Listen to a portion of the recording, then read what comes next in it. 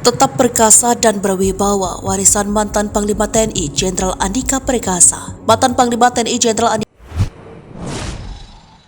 Tetap perkasa dan berwibawa, warisan mantan Panglima TNI Jenderal Andika Perkasa. Mantan Panglima TNI Jenderal Andika Perkasa yang kini sudah pensiun masih terus menjadi sorotan publik, terutama hal-hal yang dilakukan selama menjadi Panglima TNI. Di era kepemimpinannya, selaku Panglima TNI, sejumlah kebijakan strategis dibuat untuk dapat terus mengemban TNI ke arah yang lebih maju. Tak hanya itu saja, Jenderal Andika juga melakukan perbaikan dan renovasi berbagai bangunan milik TNI. Hal itu menjadi warisan berharga dari Jenderal Andika Perkasa selama memimpin TNI. Selama menjadi sebagai Panglima TNI, ia ternyata telah mengubah rumah dinas menjadi lebih mewah.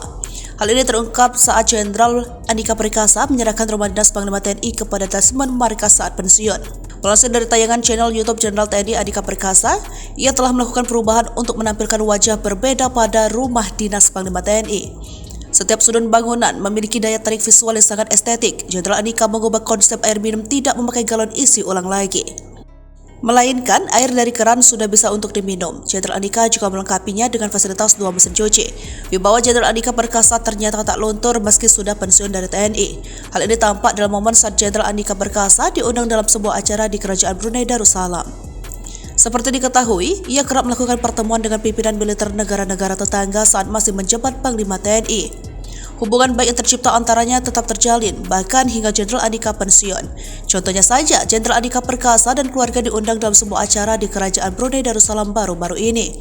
Jenderal Andika Perkasa sekeluarga diundang secara langsung oleh pihak Kerajaan Brunei Darussalam untuk hadir dan menyaksikan prosesi istiadat kerajaan yang dilangsungkan di Istana Nurul Iman Bandar Seri Bengawan, Brunei Darussalam. Tampak beberapa petinggi militer di Brunei Darussalam menyambut kedatangan Andika sekeluarga.